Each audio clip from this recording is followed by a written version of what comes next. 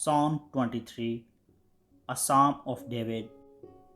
The Lord is my shepherd, I shall not want. He makes me lie down in green pastures. He leads me beside still waters. He restores my soul. He leads me in paths of righteousness for his name's sake. Even though I walk through the valley of the shadow of death, I will fear no evil, for you are with me. Your rod and your staff, they comfort me. You prepare a table before me in the presence of my enemies.